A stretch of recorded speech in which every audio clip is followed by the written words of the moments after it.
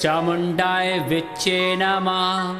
ॐ ऐं ह्रीं क्लीं चामुण्डाय विच्चे नमः।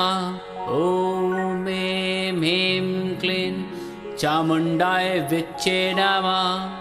ॐ ऐं ह्रीं क्लीं चामुण्डाय विच्चे नमः। ॐ ऐं ह्रीं क्लीं चामुण्डाय विच्चे नमः। ॐ ऐं ह्रीं क्लीं चामुण्डाय विच्चे नमः। ॐ ऐं ह्रीं क्लीं चामुण्डाय विच्चे नमः। ॐ ऐं ह्रीं क्लीं चामुण्डाय विच्चे नमः। हे चित्रगुप्त, चंडी देवी ने दिया दर्शन और वरदान, सारे जग में चित्रगुप्त बढ़ेगा तेरा मान। तुमने ब्रह्मा जी के आदेशानुसार हजारों वर्ष तक घोर तपस्या की। उज्जैन में यह स्थान अवंतिकापुरी के नाम से प्रसिद्ध होगा। क्षिप्रा नदी के तट पर जो भी भक्ति पूर्वक मेरी आराधना करेगा उसके सभी मनोरथ पूर्ण होंगे। मैं तुम्हारी उपासना से अत्यंत प्रसन्न हूँ। मैं तुम्हें वरदान देती हूँ कि तुम सदा परोपकारी रहकर धर्म पर आरूढ़ रहोगे। प्रणाम देवी, आपने मेरे पुत्र की तपस्या से प्रसन्न होकर एवं उसे वरदान देकर मुझे कृतज्ञ कर दिया। हे चित्रगुप्त, मां चंडी के वरदान के साथ साथ मैं भी ये भविष्यवाणी करता हूं कि तुम्हारा वंश सदैव अचल रहेगा। कार्तिक शुक्ल द्वितीया के दिन तुम्हारी उत्पत्ति हुई, अतः इस दिन जो भी तुम्हारी पूजा करेगा, वृतांत सुनेगा, उसे विष्णुलोक में स्थान प्राप्त होगा। हे पुत्र, तुम्हारी आभा का श्वेत रंग शुद्ध आत्मा का प्रतीक, लाल रंग क्रोध व भावावेश का सूचक तथा नील चिन्ह मृत्यु नियंत्रण के प्रति स्वरूप प्रतीत होता है। अतः तुम अत्यंत मेधावी होगे और तुम्हारा वंश सदा धन्य धान से परिपूर्ण रहेगा।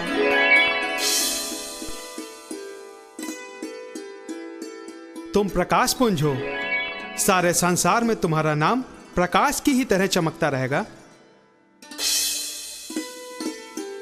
इंद्रजालिक, लेखक, न्यायविद और सौंदर्य प्रेमी बनकर सारे संसार में शीत लहर बरसाओगे।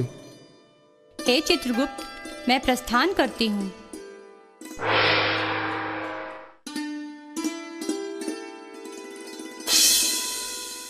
नौ ग्रहों का मैं मंगल तुम्हें मधुर स्वर, कुशल राजनीति और चमत्कारिक कार्य कुशलता प्रदान करने का वचन देता हूँ। नवग्रह का मैं बुध तुम्हें विद्यावान होने का आशीर्वाद देता हूं।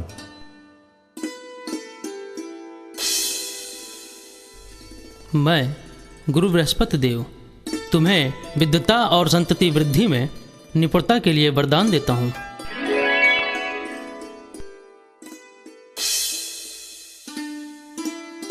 सांसारिक वैभव, जीवन आनंद, योनि सुख और काम विज्ञान के ज्ञाता बनोगे, ये शुक्र का वचन है। तुम पर शनि की दशा कभी नहीं पड़ेगी, अर्थात तुम अति पराक्रमी, प्रभावशाली और धैर्यवान बनोगे। स्वामी शनि की दया से हम राहु केतु तुम्हें यह वचन देते हैं कि संसार का हर सुख तुम्हें प्राप्त होगा।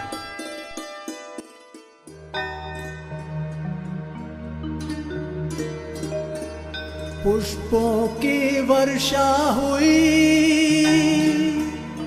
आए देव तमाम, आई है मंगल घड़ी, होगा अब शुभ काम। मैं तुच्छ मानस पुत्र धन्य हो गया भगवान। नवग्रहों से प्राप्त विभिन्न गुणों का वरदान पाकर मैं निर्विकार और सर्वशक्तिमान बन गया। मैं कृतज्ञ हो गया भगवान, मैं कृतज्ञ हो गया। परंतु जीवन निष्फल रहने की अभी भी संभावना है। मुझसे कोई त्रुटि हो गई भोलेनाथ। प्रश्न करने से कोई लाभ नहीं चित्रगुप्त, क्योंकि यदि त्रुटि हो भी गई होगी तो भोलेनाथ तुम्हें क्षमा कर देंगे। इनकी लीला को कोई नहीं समझ सकता। हे त्रिलोकीनाथ, कृपया अपनी अद्भुत लीला का ज्ञान मुझे भी तो दे दीजिए। आप तो अंतर्यामी हैं भगवान, जगत के पालनहार हैं, हर बात से पूर्व परिचित हैं। परंतु हम सब आपके ही मुख से सुनना चाहते हैं भोलेनाथ। संभवतः मेरे मुख से ही सुनना चाहते हैं तो सुनिए। आपने सृष्टि की रचना की और मैंने संहार का कार्य संभाल लिया, परंतु पालनहार विष्णु जी ने। रुक क्यों गए भगवान? मुझसे कोई त्रुटि हो गई? आपसे त्रुटि हो जाए ऐसा संभव नहीं, परंतु क्या भोलेनाथ? इसमें संदेह नहीं कि सभी देवी देवताओं और नवग्रहों ने चित्रगुप्त को शांति, न्याय, ज्ञान और साक्षरता का आशीर्वाद देकर सर्वशक्तिमान तो बना दिया, परंतु आपने गृहस्थ जीवन का आशीर्वाद प्रदान नहीं किया।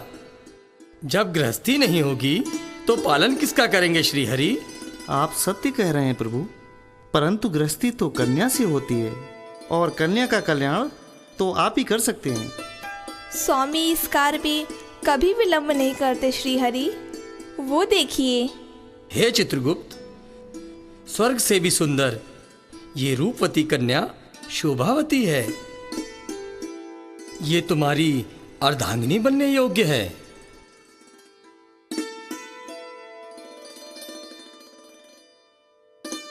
शोभावती कितनी भाग्यवान है जिसे ऐसा सुंदर वर मिला। यदि मेरा विवाह भी इन्हीं से हो जाता तो कितना उत्तम होता। हम तुम्हारी जिज्ञासा समझते हैं पुत्री। हे चित्रगुप्त, शोभावती के अतिरिक्त शांगदेव की पुत्री नंदिनी भी तुम्हारे साथ विवाह करने योग्य है, परंतु क्या दो सुंदरियों के साथ विवाह करना उचित होगा, यह तो महर्षि भृगु ही बता सकते हैं। भूत, वर्तमान और भविष्य आप तो हर पल से परिचित हैं, फिर मेरी क्या आवश्यकता भोलेनाथ? नारायण नारायण। महर्षि भृगु, आप तो जानते हैं कि त्रिदेव की लीला को कोई नहीं समझ सकता, फिर प्रश्न कैसा? परंतु आप तो सदैव सबकी लीला से परिचित रहते हैं और शुभ समय देखकर अवश्य प्रकट होते हैं, अतः आप ही समझा दीजिए मुनिराज। नारायण नारायण, जिसका कार्य उसी को साझे। चित्रगुप्त से शोभावती के अतिरिक्त नंदिनी का विवाह भी हो सकता है, और इसका उत्तर तो कुंडली के ज्ञाता महर्षि भृगु को ही देना होगा। अच्छा, अब समझा भगवान। आने वाले हर पल का ज्ञान आप सभी को है, परंतु कुंडली के ज्ञाता को बताने का सौभाग्य प्राप्त हुआ, ये जानकर मैं धन्य हो गया। दिव्य पुरुष चित्रगुप्त के जीवन में 2 पत्नियों का योग है, अर्थात मेरी पुत्री नंदिनी का विवाह भी चित्रगुप्त जी के साथ हो सकता है। अवश्य श्रांगदेव। ये शुभ कार्य तो गुरु बृहस्पति के कर कमलों द्वारा ही संपन्न होना चाहिए। नारायण नारायण। नारायण और भोलेनाथ की कृपा से ये शुभ कार्य करने का सौभाग्य मुझे प्राप्त होगा। मैंने तो स्वप्न में भी नहीं सोचा था, किंतु आपकी कृपा दृष्टि पाकर मैं कृतज्ञ हो गया। भगवान, इस शुभ कार्य में अग्निदेव की उपस्थिति प्रार्थनीय है। शुभ कार्य में विलंब उचित नहीं है गुरुदेव। अग्नि को प्रकट कर गति प्रदान कीजिए।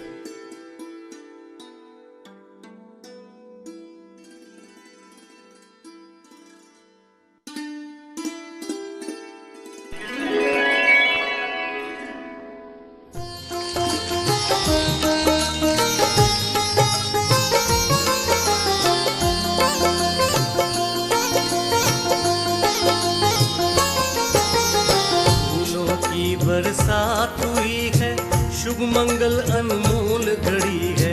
झूमी धरती झूमा अंबर, गूंजा है सुरताल, होने वाला है जयमाल।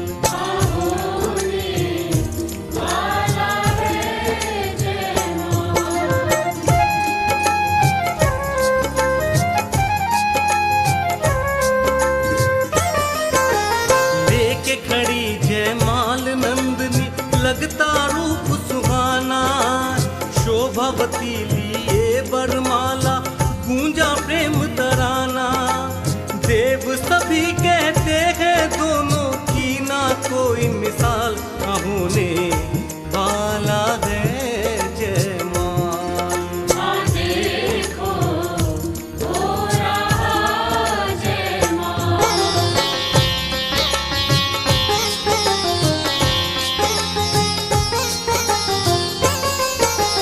होता है जयमाल यहाँ पर, बरस रही है खुशियाँ, अंबर से बरसी है देखो रिमझिम कलियाँ। चित्रगुप्त के संग रहेंगी ये दोनों, खुशहाल हुआ है ये पावन जयमाल। हुआ है ये पावन जयमाल। हुआ है ये पावन जयमाल। हुआ है ये पावन जयमाल।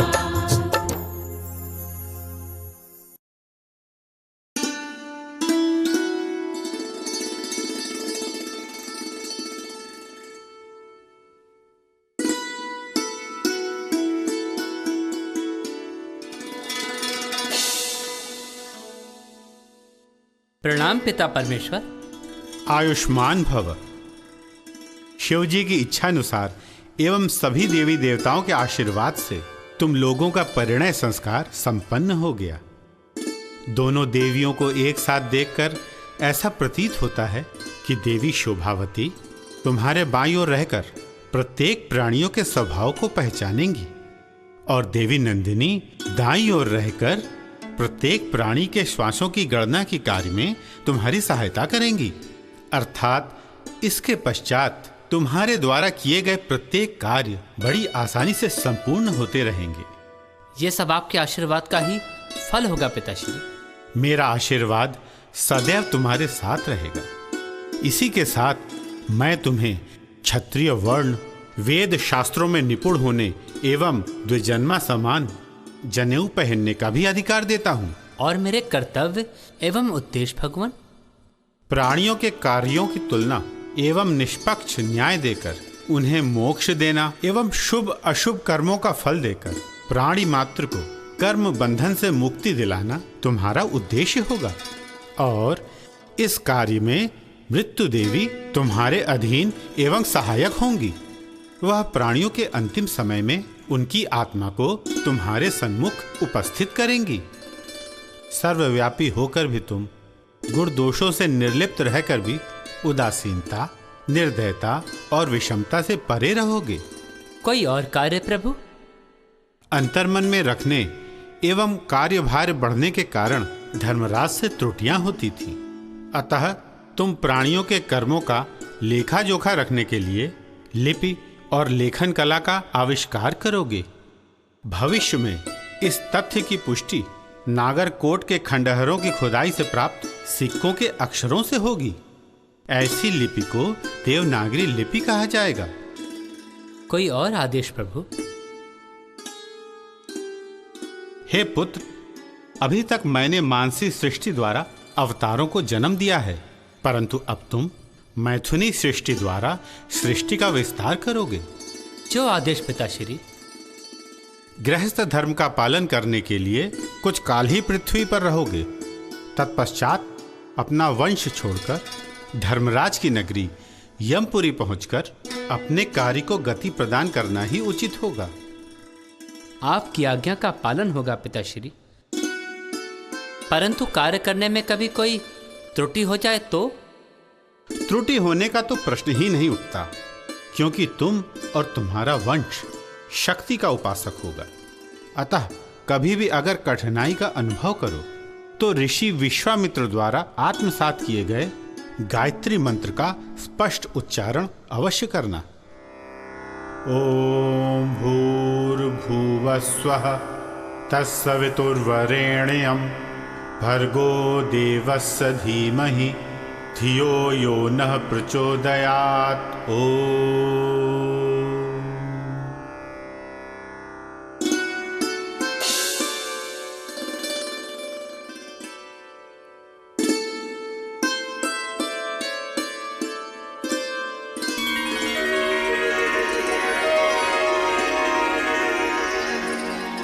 और इस प्रकार बेटे भगवान चित्रगुप्त जी का प्रादुर्भाव हुआ।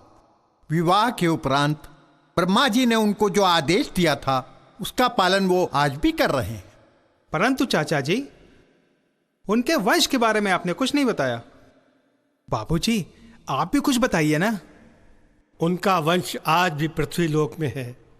ब्रह्मा जी के आशीर्वाद से देवी शोभावती के 8 पुत्र और देवी नंदिनी के 4 पुत्र हुए। सभी पुत्रों को विद्या प्रारंभ किया गया।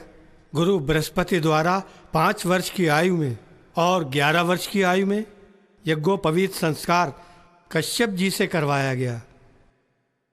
उनका वंश आज भी मृत्युलोक में है, इसके बारे में आपने कुछ नहीं बताया। ये कहानी बहुत लंबी है। एक दिन भगवान चित्रगुप्त जब अपने दरबार में बैठे थे, उस वक्त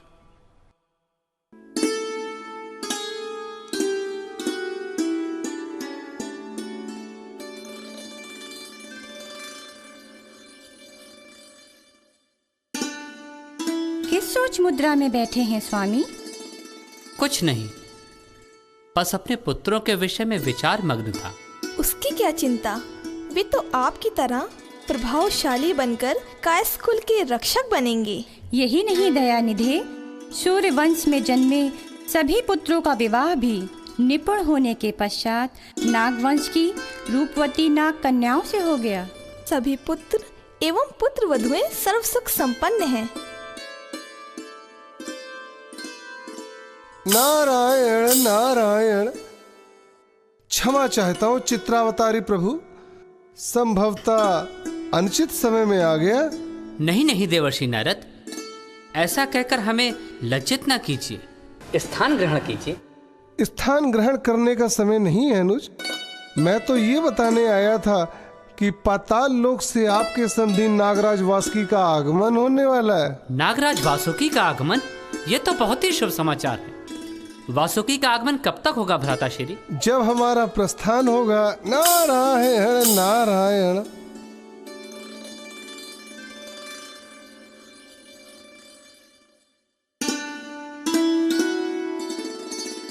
महाराज चित्रगुप्त को नागराज वासुकी का प्रणाम। आइए नागराज वासुकी, हम आपकी ही प्रतीक्षा में थे। मेरी प्रतीक्षा में? हाँ महाराज, देवर्षि नारद से आपके आने का संकेत जो मिल गया था। देवर्षि नारद से? क्या वे यहीं हैं? हमसे नहीं मिलवाएंगे? अवश्य मिलवाता, परंतु उनका क्या, पल में यहाँ तो पल में वहाँ। आप बताइए, आज अचानक पाताल लोक से आपका आगमन कैसे हो गया? अब खड़े खड़े ही बातें करते रहेंगे या स्थान भी ग्रहण करेंगे? हाँ हाँ नागराज जी, स्थान ग्रहण कीजिए। अवश्य करूंगा देवियों। पहले अपने समधी से मिलकर दर्शन की प्यास तो बुझा लूं। ये तो आपका प्रेम है महाराज। इसी प्रेम में छिपा आपका उपकार है हम पर, जो सूर्यवंशी होते हुए भी मेरी नाग कन्याओं को पुत्र वधू के रूप में स्वीकार किया। आपकी सुंदर कन्याओं के आगे तो स्वर्गलोक की अप्सराएं भी मात खाती हैं, फिर उनसे पुत्रों का विवाह तो गर्व योग्य है। और उससे भी गर्व योग बात यह है कि आपकी पत्नियों ने ब्रह्म कन्याएं होने के उपरांत भी मेरी 12 रूपवती कन्याओं को पुत्र वधू के रूप में स्वीकार कर मुझे कृतार्थ कर दिया है। कायस्थ और नाग वंश दोनों का परस्पर संबंध युगों युगों तक चलता रहेगा। श्रावण शुक्ल में नाग पंचमी के दिन नागों को पूजने का विधान होगा। वास्तु पूजन सहित मकान की नींव में चांदी के नाग को रखने की प्रथा होगी। हमारे वंश में नागों की उपेक्षा न करके उनका दाह संस्कार वस्त्र और पुष्प सहित विधि पूर्वक किया जाएगा। मैं आपका आभारी हूं। कृपा निधे, भविष्य में आपके पौत्रों के हम नाना कहलाएंगे और सभी कायस्थ हमारे नाती होंगे। वैसे आप हमारी लीला से भली भांति परिचित हैं कि हम पाताल वासी इच्छाधारी नाग बहु लीलाधारी होते हैं। हमारी संतति कभी नहीं ढसेगी। फिर भी यदि कोई कभी भ्रमित सर्प आ गया तो कायस्थों को अपने बचाव के लिए इस मंत्र का उच्चारण करना होगा। सर्पाप सर्प भद्र गच्छ सर्प महाविष जन्मे जयस्य यज्ञानते आस्ति वचनम स्मरणम। बस इसी मंत्र का उच्चारण करने से कभी किसी पर कोई हानि नहीं आएगी। मैं आपका कृतज्ञ हूँ नागराज। मैं अपने वंश में सर्प पूजन का विधान करूंगा। हमारी संतति सदैव आपको पूजती रहेगी। देव पूजा के उपरांत सर्प पूजा कायस्थों का सर्वप्रिय अनुष्ठान होगा। मैं आपका आभारी हूं। मुझे कहते हुए आज अत्यंत हर्ष हो रहा है कि पृथ्वी पर जब तक सर्प जीवित रहेंगे आपके वंशजों का कोई बाल बाका भी न कर सकेगा। महाराज, एक प्रार्थना है। प्रार्थना नहीं, आदेश कीजिए नागराज वासुकी। बहुत समय बीत गया, अपने दामादों और पुत्रियों को देखने की अभिलाषा है। अवश्य अवश्य नागराज।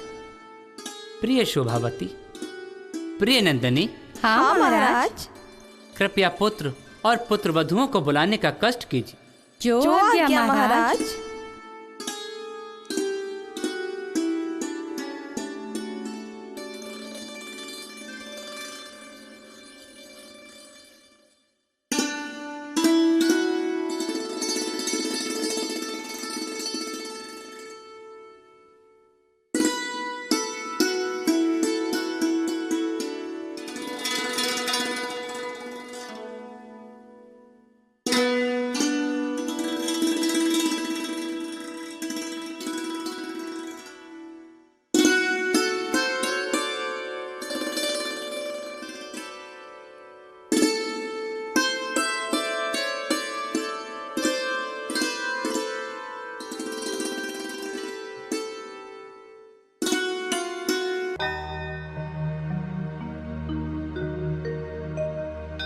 नागराज ये वासुकी लेकर आए प्यार, समधि से समधि मिले आनंदित परिवार।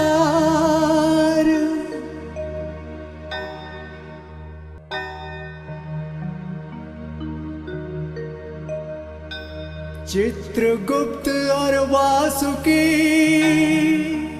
आज खड़े एक संग, दसों दिशाओं से हर्ष का बरस रहा है रंग। महाराज, मैं आपका कृतज्ञ हूं।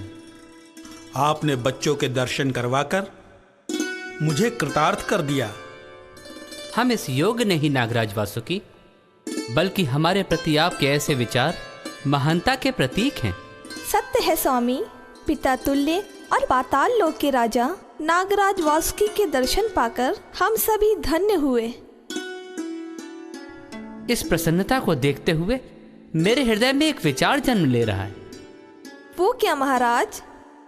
यही कि समाज कल्याण के लिए मेरे सभी पुत्र और पुत्र वधुएं मृत्यु लोक में जाकर लोक कल्याण करें। क्या ऐसा करना उचित होगा? अवश्य महाराज। आपके विचार, आपकी अभिलाषा, आपके कार्य सर्वथा उचित होते हैं। आपका आदेश न्यायप्रिय एवं न्याय संगत होता है।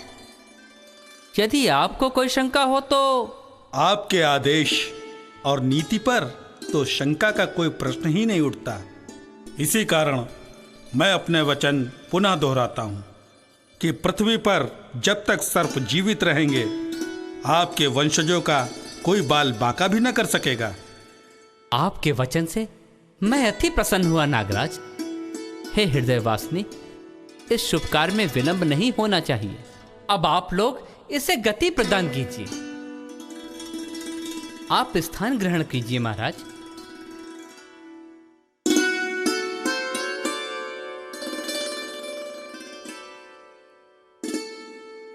हे पुत्र चारु, पुत्र वधु पकजांची, अपने पिताश्री से आज्ञा लेकर मृत्युलोक में प्रस्थान हेतु आशीर्वाद प्राप्त करने के लिए अग्रसर हों।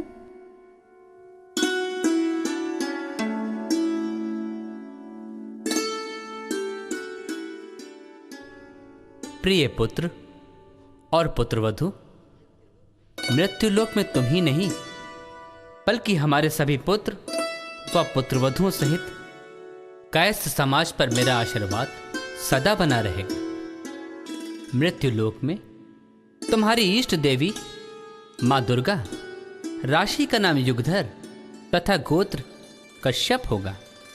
निवास मथुरा में होगा, इस कारण कुल नाम माथुर कहलाएगा।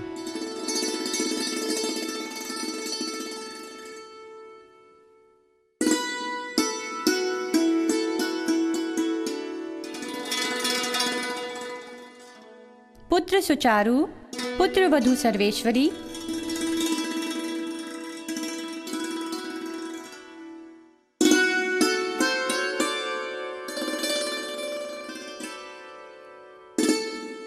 तुम्हारी इष्ट देवी शाकंभरी माँ होगी। राशि का नाम धर्मदत्त तथा गोत्र गौतम। गौड़ बंगाल और उड़ीसा में तुम्हारा निवास स्थान होगा, इसलिए गौड़ कहलाओगे।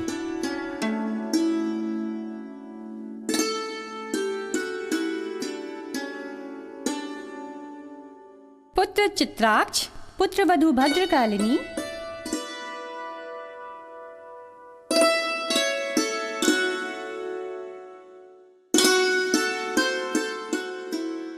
तुम्हारी इष्ट देवी माँ जयंती होंगी। राशि का नाम भानु प्रकाश तथा गोत्र भट्ट होगा। बीकानेर में भट्ट नदी के पास भटनेर किले के निवासी होगे, अतएव भटनागर कहलाओगे।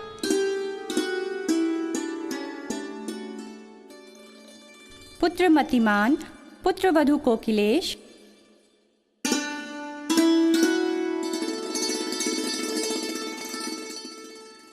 तुम्हारी इष्ट देवी शाकंभरी माँ। राष्ट्र का नाम रामदयाल तथा गोत्र हंस होगा। राजा विक्रमादित्य के समय में शक निम्न जाति के सैनिक होंगे। अपनी सेना के मित्र होने से सक्सेना कहलाओगे। प्रारंभ में कांधार, फिर इटावा और कन्नौज में आबस होगे। पुत्र हिमवान, पुत्र वधु भुजगांची, तुम्हारी इष्ट देवी माँ जगदम्बे होंगी। राष्ट्र का नाम सारंगधर तथा गोत्र वशिष्ठ होगा। गुजरात में अंबे माँ के भक्त होकर अंबस्ट कहलाओगे। पुत्र चित्रचारु, पुत्र वधु असगंधमती,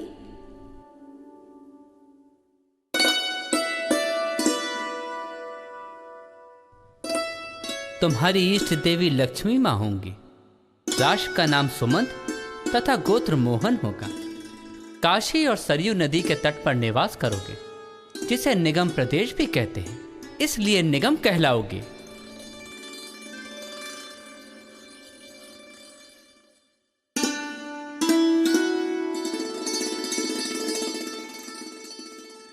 अरुण और कमिकला,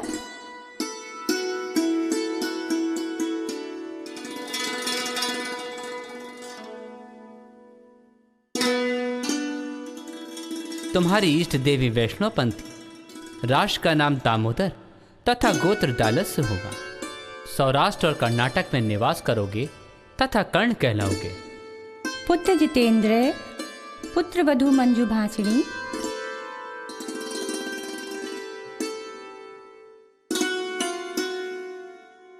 तुम्हारी इष्ट देवी लक्ष्मी माँ होंगी। राष्ट्र का नाम सदानंद और गोत्र हरित होगा। बंगाल नदियों के तट पर निवास करोगे और कुलश्रेष्ठ कहलाओगे। हे न्यायकर्ता प्रभु, बहन शोभावती की तरह मैं भी पीछे नहीं। आपके आदेश का पालन करने के लिए मेरे चारों पुत्र एवं पुत्र वधुएं भी उपस्थित हैं, जिसमें सर्वप्रथम मैं अपने ज्येष्ठ पुत्र श्री भानु और उनकी अर्धांगिनी पद्मिनी को आपके समक्ष प्रस्तुत करती हूँ। पुत्र श्री भानु, तुम्हारी इष्ट देवी भी लक्ष्मी माता होंगी। राष्ट्र का नाम धर्मध्वज और गोत्र श्री हर्ष होगा। कश्मीर के श्रीनगर में तुम्हारा निवास स्थान होगा, जहां तुम्हें श्रीवास्तव के नाम से जाना जाएगा। तुम्हारी दूसरी पत्नी भी होंगी, जिनका नाम मनमती खेरी होगा। उनके पुत्रों को खरे नाम से जाना जाएगा। विभानु और मालती? तुम्हारी इष्ट देवी माँ दुर्गा होंगी। राष्ट्र का नाम श्याम सुंदर तथा गोत्र संभर होगा। मगध के सूर से नगर में निवास करने से सूरध्वज कहलाओगे।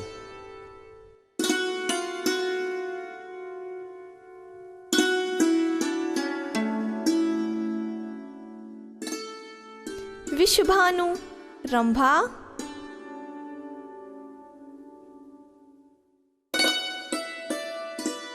तुम्हारी इष्ट देवी शाकंभरी माँ और राष्ट्र का नाम दीनदयाल होगा। जौनपुर व लखनऊ में निवास स्थान होगा।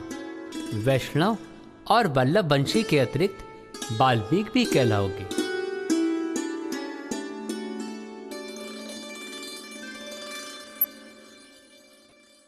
पुत्र वीरभानु और पुत्र वधु स्निग्धवेणी?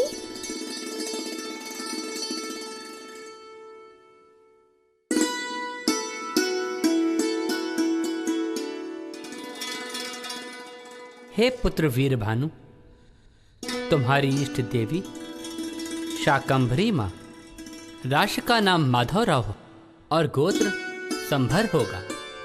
नेपाल और मानसरोवर के क्षेत्र में निवास करोगे, जहाँ काशी के राजा तुम्हें 8 रत्नों से विभूषित करेंगे, तब अष्टाना कहलाओगे।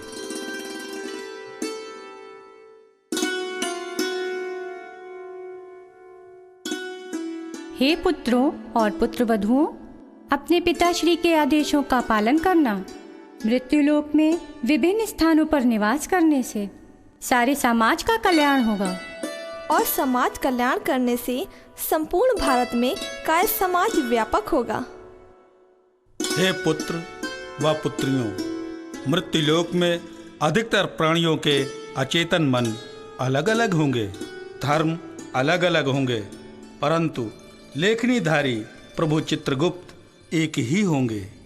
दिव्य शक्तियाँ व्यापक होती हैं। जिस प्रकार प्राण तत्व एक है, उनके अंश विभिन्न व्यक्तियों में दृष्टिगोचर होते हैं। ठीक उसी प्रकार अलग अलग व्यक्तियों के शरीर में रहकर उनकी गणना करने वाले प्रभु चित्रगुप्त एक ही होंगे। यह बात सदैव याद रखना। हाँ पुत्रों, इसका भी ध्यान रखना होगा कि ब्राह्मण वृत्ति होने के उपरांत भी कभी दान नहीं लोगे। समस्त शास्त्रों का ज्ञान रखते हुए अपनी लेखन वृत्ति को सुरक्षित रखकर इससे ही अपनी जीविका बनाना, परंतु कभी किसी की निंदा मत करना। अपनी लेखन कला सहित सदैव कलमदवात को सम्मान देना, तभी समाज में सम्मान पा सको। चित्रगुप्त ने यह दिया सबको आशीर्वाद, भैया दूज का दिन सदा रहेगा सबको याद। होगा इस संसार में कायस्थ कुल का नाम, पूजा कलम दवात की देना इसे सम्मान। हम वचन देते हैं कि आपके उपदेशों को आदेश समझकर हम सभी उसका पालन करेंगे। हाँ पिताश्री, इसी से समाज का कल्याण होगा। अब मैं अपने कर्तव्यों से निश्चिंत हो गया, परंतु मेरे कर्तव्यों की लाज तुम सब पर आश्रित रहेगी, इसलिए सदैव सजग रहना। अब परमपिता ब्रह्मा जी के आदेशानुसार हम लोग स्वर्गलोक की ओर प्रस्थान करते हैं।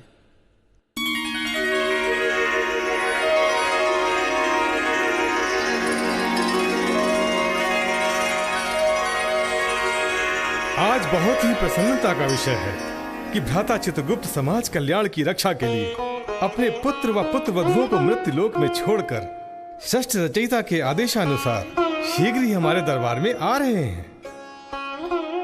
लीजिए, वे आ गए। यमलोक में देवियों सहित आपका स्वागत है। आपके दर्शन पाकर मैं कृतार्थ हो गया भ्राता धर्मेश। कृतार्थ नहीं, आपने दर्शन देकर हम पर उपकार किया है। कृपया अपने हृदय से लगाकर मेरे मन को शांति प्रदान कीजिए।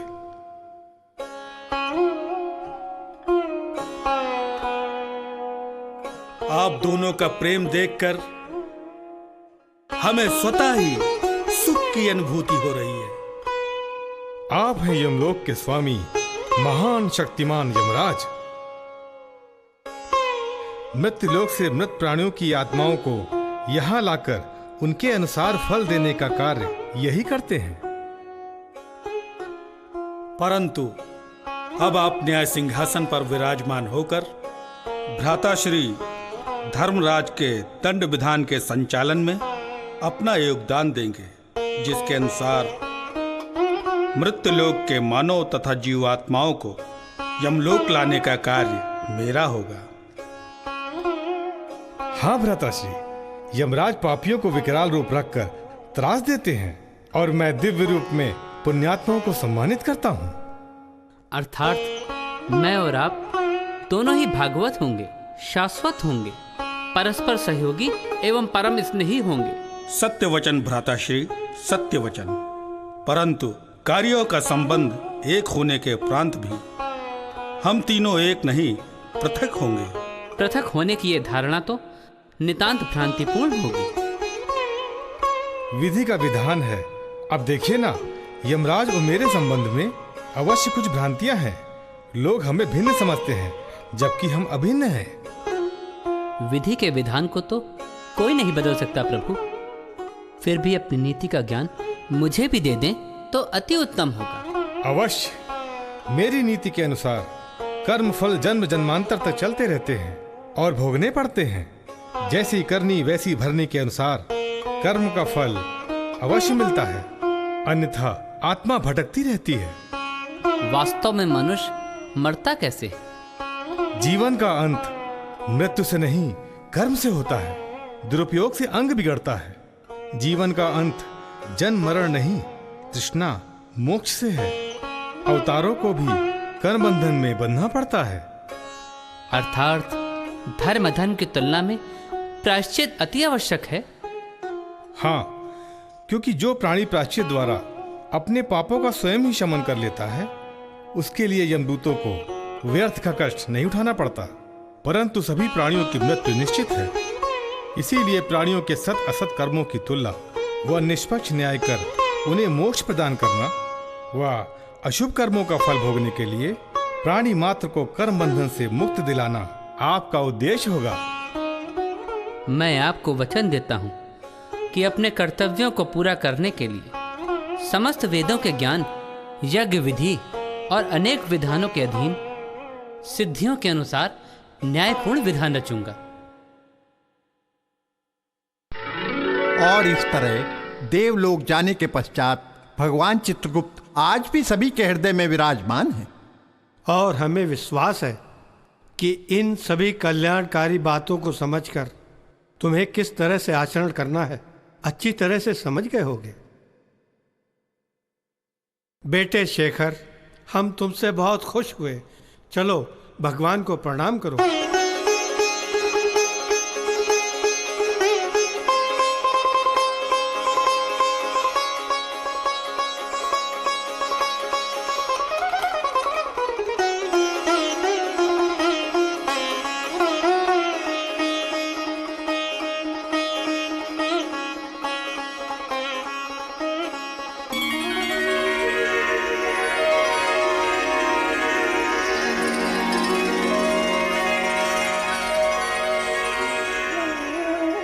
शायद कोई आया है। आप यहाँ? आप तो कोई संत, कोई स्वामी, कोई बड़े धर्मात्मा लगते हैं। मैं तो कुछ भी नहीं बालक। मैं तो बस सद्व्यवहार के रूप में धर्म का संचालक हूँ। बिना बुलाए यहाँ आ गया। क्षमा चाहता हूँ। क्षमा याचना करके हमें पाप का भागी ना बनाए महाराज। आपके पवित्र चरणों से ये पूजा स्थल और भी पवित्र हो गया है। शेखर बेटे, जाओ महाराज के लिए कुछ भिक्षा ला कर दो। नहीं बालक, भिक्षा लेना मेरा धर्म नहीं है। मेरा तो बस लक्ष्य है कि मनुष्य जहाँ पर स्थित है वहाँ से चलकर धर्म के मूल स्वरूप पर पहुँच जाए। अर्थात महाराज? अर्थात जिसको आत्मज्ञान होता है, सबकी समस्या जानता है, वह बुद्धिमान कहलाने योग्य होता। आपके विचार जानकर मैं धन्य हो गया महाराज। मुझे क्षमा कर दीजिए महाराज, मुझे क्षमा कर दीजिए। उठो वत्स, क्षमा जैसी कोई बात नहीं। जिसकी बुद्धि विद्या विरुद्ध नहीं है, वो सर्वदा विद्वान कहलाता है। महाराज, आपकी ज्ञान युक्त बातें सुनकर हम लोग कृतार्थ हुए। कृपया कृपया स्थान ग्रहण करें। स्थान फिर कभी ग्रहण करूंगा। आप सब में भगवान की अपार श्रद्धा देख करके बस इतना कहना चाहूंगा कि दंड की कठोरता और अन्याय से धनोपार्जन जैसी बातों से सदैव दूर रहिएगा। फिर आपके जीवन में सुख ही सुख होगा। आपकी शिक्षा अति उत्तम है, परंतु इस पर आचरण करने का उपाय क्या है महाराज? उपाय 3 प्रकार के कहे गए हैं, उत्तम, मध्यम और अधम। अर्थात जो मनुष्य अपने दुष्कर्म पर किसी के न जानने पर भी स्वयं लज्जित हो जाता है, उसके दुष्कर्म स्वयं जाते हैं, उसे शांति मिलती है और वो अत्यंत तेजस्वी हो जाता है। क्या हुआ महाराज, आप जा रहे हैं? हमसे कोई त्रुटि हो गई क्या?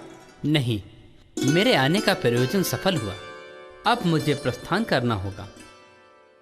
अवश्य महाराज, किंतु एक बात और है। कहो वत्स। भविष्य में आपके दर्शन करना चाहूं तो आपके दर्शन कब और कैसे होंगे? हृदय से स्मरण करने वालों को मैं स्वयं दर्शन देता हूं। वैसे भगवान चित्रगुप्त के समस्त मंदिरों में मुझे पाया जा सकता है। परंतु महाराज, भगवान चित्रगुप्त के मंदिर कहाँ कहाँ हैं? वत्स, भारतवर्ष में जगह जगह पर इनके मंदिर स्थित हैं, जिनमें से सबसे प्राचीन मंदिर खजुराहो के कंदेलिया महादेव के मंदिरों की श्रृंखला में स्थित है। मद्रास और बंगलौर में भी पुरातन मंदिर स्थित हैं। अयोध्या में धर्महरी चित्रगुप्त मंदिर सम्राट विक्रमादित्य के द्वारा बनवाया गया था, जिसके दक्षिण भाग में श्री हरि, मध्य भाग में यमराज और वाम भाग में स्वयं भगवान चित्रगुप्त विराजमान है। महाराज, कहते हैं कि राम सीता ने विवाह के उपरांत नवदंपत ने सर्वप्रथम श्री धर्महरि मंदिर में जाकर भगवान चित्रगुप्त की पूजा की थी। सत्य है। ऐसे ही विशाल मंदिर उज्जैन के अवंतिकापुरी क्षेत्र में, पटना के गंगा तट, बनारस में दारानगर, गोरखपुर और झांसी में भी विशाल मंदिर स्थित है। इन मंदिरों के दर्शन अवश्य करना। अवश्य करूंगा महाराज। एक बात और है। कहो वत्स। महाराज, नागराज वासुकी द्वारा बताए गए मंत्र के उच्चारण से ब्रह्मी सर्प कोई हानि नहीं पहुंचाते, क्या यह सत्य है? सत्य तो ये है कि श्रद्धा, भक्ति और प्रेम भावना को मन में रखकर करने वाली पूजा सदैव मनोवांछित फल देती है, जबकि छल और द्वेष भावना को रखकर सिद्ध मंत्र भी असफल हो जाया करते हैं। इसका मतलब नागराज वासुकी द्वारा बताया गया मंत्र भी असफल हो सकता है? अवश्य। मनुष्य हो या जहरीला जानवर, छेड़ोगे तो हानि अवश्य पहुंचाएगा। इसलिए समाज की सारी बुराइयों को भुलाकर अपने सत्कर्म करो। प्रेम और भक्ति भावना पर चलकर समाज के आदर्श बनो। भगवान चित्रगुप्त हर जाति और धर्म के शुभ अशुभ कार्यों का लेखा जोखा रखते हैं। उनकी पूजा अवश्य करो।